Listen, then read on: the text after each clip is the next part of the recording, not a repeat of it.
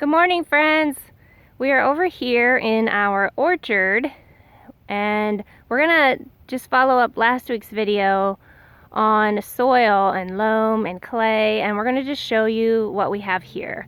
And I know you all know that we grow a ton of plants because that's what this land does. It just grows and grows and grows, and Steve already mentioned that we don't have that perfect elusive loam here, so we're gonna see what we do have and what it grows. So I'm gonna just walk over here. One thing we've really noticed in living here now for about 10 years is that the moisture moves through the soil very differently in different areas. So when we picked this spot for an orchard, we actually didn't know that this is a cold pocket, which is not really where you want to put your orchard. And a lot of that has to do with the fact that it drops off over here and then goes down into that stream where Steve is always working to build water bars and to slow the water down and filter it out. And we'll do more videos on that in the future. But you can see I'm going down this very gradual hill here, and it's almost imperceptible like how it was when we first moved here. But now we know it actually makes a huge difference. So we're gonna go see this tree right over here, and then we're gonna go see Steve. So we thought this would be a great spot to illustrate something here in terms of moisture, because we had some persimmons we wanted to plant this fall, which we did plant, and these are grafted persimmons. They're not just the straight species, which are super adaptable and hardy and tend to be very reasonably priced. Grafted persimmons take a lot of labor and they're really expensive, and so you don't want to put them somewhere that they're immediately going to die. And so we moved uphill. This is the second spot for this persimmon. I first planted it right over here where the shovel is, and we're going to go see that in a minute. But I didn't feel good about it, and this area is one I've actually talked about in the past as being a bit of a sedge meadow, and a lot of wetland plants grow in here. But Steve and I have planted so many things, we're kind of getting a little tighter on space. So I thought, oh, these will be good. But then as I dug in, the water really started moving into that hole, and we are not seeing that up here. So look at this. What do we have? 12 feet, 15 feet. So let's go see Steve and then see what's happening in this water moisture-wise, or in this hole moisture-wise, and what we have soil-wise. Oh, hi there. Oh, hi. Okay, so I'm outstanding in my field. he's outstanding in his field. Get it? So let's take a look here, because we were just talking about this. So you can see, I mean, he's no more than 12 inches, and the water is already coming into this hole. And you can see it's not really at the top. And a lot of people always say to Steve, oh, well, it just rained. We just got a lot of rain. Well, that's true, but you're going to get a lot of rain, a lot of snow at different times of year. And there's something that is making the water stay here and not drain away. So, Steve, what's up? So this, I'm not going to go into a lot of detail on this, but to say that in the upper Midwest, most of us are dealing with wet soils, not because they're clayey necessarily, but because the material that they formed in is dense and relatively impermeable. It's called glacial till. It looks and acts like concrete, doesn't it? It sure does look like concrete. Most people, if you set that, I was actually with a group of like 30 people who are supposed to know about nature, and not a one of them could tell me what this was. Really? There were probably 60 degrees between, educational degrees between, and not a one of them could tell me what this was. So if you were to have any hope whatsoever of understanding your soils in the upper Midwest and other places, but mainly I'm talking about the upper Midwest, you need to understand that this is what the soil's formed in if you're north of the glacial boundary, and that most of them anyway, and that it's relatively impermeable and holds water up in the landscape. So there are cracks and voids in it, which is how water eventually works its way into the aquifer, but it just takes a while. So you're telling me we have this here where? At about 2 to 4 feet, depending. I'm just waiting on the car. On where you are Okay. in the landscape. If you're on a higher area that's eroded, it's going to be shallower. If you're in a lower area where material has been eroded and moved to, it will be deeper. Okay, so that's underneath what we're digging into right here. Yeah. So and that's why the soil is holding water up here? Generally. Okay. There are caveats, so just disclaimer that generally speaking, the reason why soils in the upper Midwest, north of the glacial boundary, are seasonally wet is because the water has a hard time getting through this glacial material that's unweathered at deeper depths, and that holds it up in the landscape, and partially also because the landscape is relatively flat. So let me just move in here quick, and don't move that around so people can actually see what this looks like. So it really does look like concrete. Like if I hit you over the head with it, it would really hurt you. Yeah. Okay, so this one guy I used to know would use the analogy: take a glass of water and dump it on the table. It's basically how this acts. okay. So there's really nothing you can do about it, but don't blame clay. This stuff has about maybe 25 to 30% clay in it. I mean, it looks like it's a big block of clay, but it's also got a lot of sand and silt in it, and also particles that are little coarse fragments and stuff. So don't blame the clay, blame the fact that it had a mile of ice on top of it, and therefore it was left from the glaciers, and then that's what they left behind. So it kind of pulverized everything. It pulverized everything and compacted it. The glaciers melted and left, and this is what the landscape was left with to, develop forests on and stuff. And so over time, a soil formed in it, but the soil's not that thick. It's only 2 to 4 feet thick, so you'd think the soil would be thicker, but it's not. Okay. And so we're trying to grow food and do everything else on 2 to 4 feet of soil, which is why it shouldn't all be washed into the streams. Which is a whole other topic. Soils should be covered, but anyway, just with respect to water, that's why water stands up in the landscape north of the glacial boundary in the winter and spring. So why do you think this hole right here has, look at this, everybody, substantially more water in it, which is where I first planted the persimmons, than the hole that's just right up there? That's a good question. Most people would be like, well, that doesn't make any sense. But so we can't know everything. So a lot of these landscapes have been farmed. So there were probably a lot of small rivulets that you can't really tell where they are anymore because they were plowed shut. If you let your land sit long enough, they'll reform, and you can see, if you pay attention, where water moves based on what kind of native vegetation ends up growing. If you have a pattern of wetter adapted species that are growing in a certain pattern, they might indicate an old rivulet, but a lot of them were plowed shut. So it could be that this area that we're in now was actually part of a more meandering stream that used to go through here.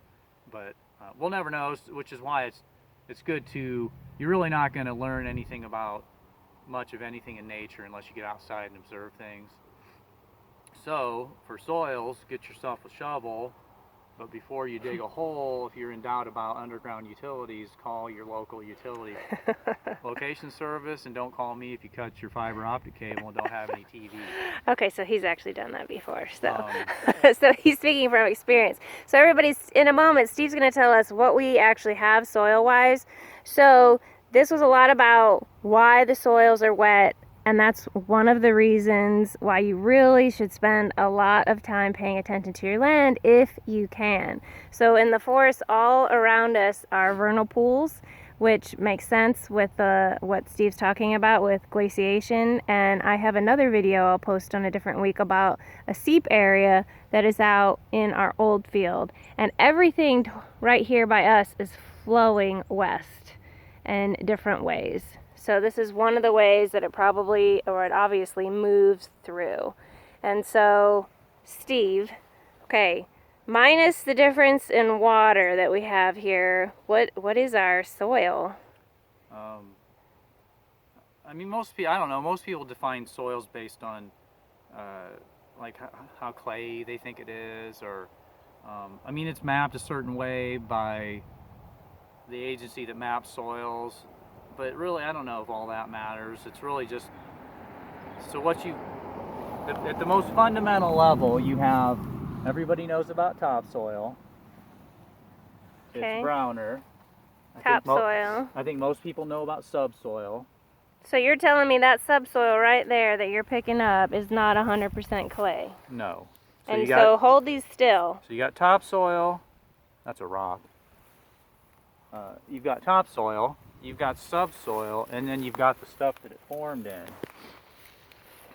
You got the concrete stuff, the glacial which is till. still not 100% clay. No. It's actually, the subsoil has more clay than the stuff that it formed from, because clay forms over time and accumulates in the subsoil. So that middle one, how much clay is your estimate? It probably has approximately 30 to 35% clay.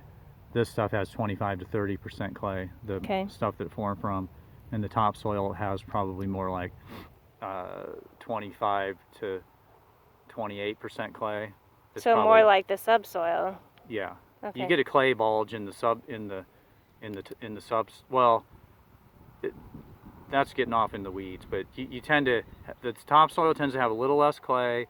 The subsoil tends to have a little more clay than the topsoil, and also a little more than the parent material. Okay. So what do you call, like, our topsoil? Describe it just very quickly. So I'm going to put this down because we all know about that. The topsoil, the main difference between the topsoil and the subsoil is this has a lot more life in it, or should. And the life can take the form of actual living things like earthworms and insects that live in the soil, fungi, bacteria, and so forth, but also dead and decomposed material, which is why it's more brown. Things decompose over time, and you increase the carbon content of the soil, and carbon is dark. You think about coal, carbon accumulated. And so that's why everybody's talking about carbon, trying to capture carbon in the soil to remove carbon from the atmosphere, because soils can accumulate carbon pretty readily over time. So that's why it's dark. That's why it's dark. So how would you describe it? It's what? Dark. It's a dark kind of a silt loam to silty clay loam, which doesn't mean much to most people. Don't worry about that. That's just the texture, the proportion of sand, silt, and clay particles. But the more important thing to notice is how it breaks into aggregates, secondary aggregates. So you have to use your imagination a little bit, but I think you can see these smaller aggregates. So soils aren't like just a big chunk. They are composed of secondary aggregates, which we call structure. So it has some structure. Has some structure, yeah.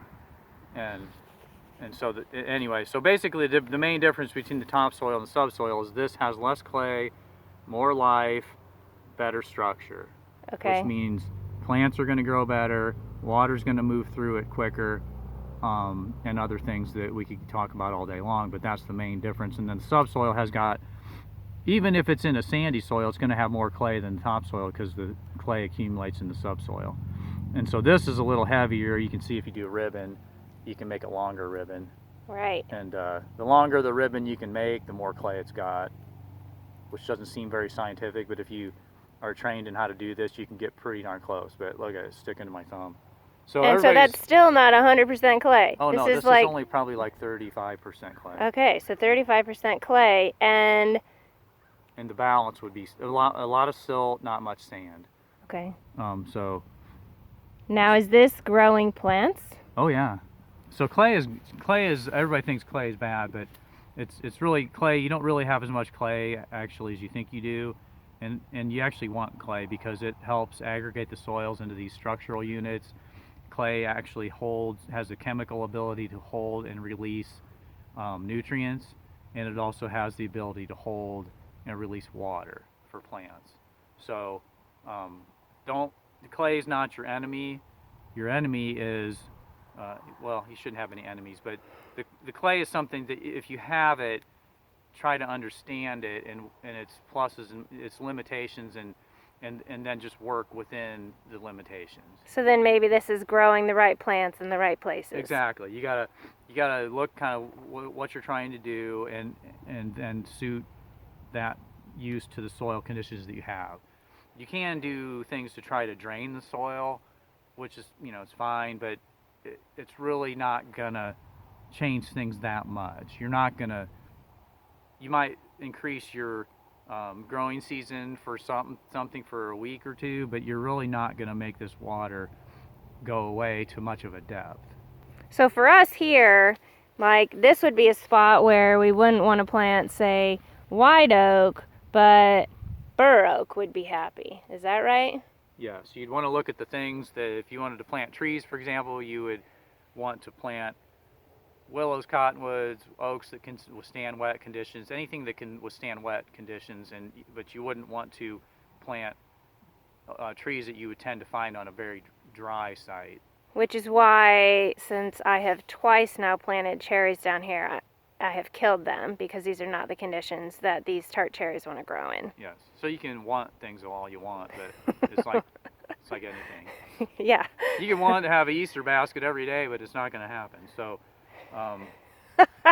So we know that persimmons are widely adaptable, but one thing that Steve and I noticed on these grafted persimmons is that the roots have been very pruned and they are not fibrous. And since we're planting in the fall, if we were to stick those persimmons that we were talking about in the beginning in this, the likelihood of rotting is very high because it's going to be saturated probably through next summer, depending on the winter and the spring. Yep. So observation is our key. It's our friend, and all soils are our friend. We just have to learn how to work with them. Is that what you're saying? Yes, and you have to spend some time at it. There's Okay. a lot of things. We can do a video sometime on how to look your soil up on the computer and stuff, but then at some point you have to actually start looking at it, learn a little bit. You don't need to know a ton. But don't focus on a lot of the things that you've been told, which is soil is all clay around here. That's one of the most damaging things to believe. So don't believe that. Well, and I know we're getting long, so we're almost done here. But the other thing that I just quickly thought of is a lot of people think that they need to just then ignore their native soil that's beneath them and bring in a bunch of soil and use that instead. Do you think that's something that we should consider? I think it would be good to consider bringing in organic materials, like if you have a composting facility near where you live, like leaves and so forth, to increase your organic matter content of the soil that you have. I don't think it's usually a good idea to bring in a bunch of material because a lot of places call have topsoil, but it's usually not. It's usually materials that are of a suspect origin and could actually have pH that's not good, or which we've actually found, we've experienced. And so everybody, I think, and you don't want to necessarily bring in peat because it's mined from wetlands. So I think it's probably better to take the long game, improve the soil that you have with organic materials that are recycled, that you can either do yourself or bring in, and just kind of work within the limitations that you have. So if your whole property is not attuned to growing, I don't know, asparagus, and your dream is to grow asparagus, then you can maybe make raised beds and grow asparagus. But if you want to have an asparagus farm, maybe look for a different piece of property and pay attention to the soil. So Or look at it the other way and say, well, what is my soil here, and what crop likes to grow there? Find a new dream, like percentage or something. Yeah. So, okay, everybody, this has been a little long, but I think it's been really helpful. And did you hear that? Listen. Whoa. Water. Good thing Steve had me move the trees. That was a poor choice on my part. I knew it, and I did it anyways because I wanted the soil to be different, but it's not. So there we go. That's our lesson, everybody. It is what it is, and be happy with what it is. Thank you. Bye. Bye.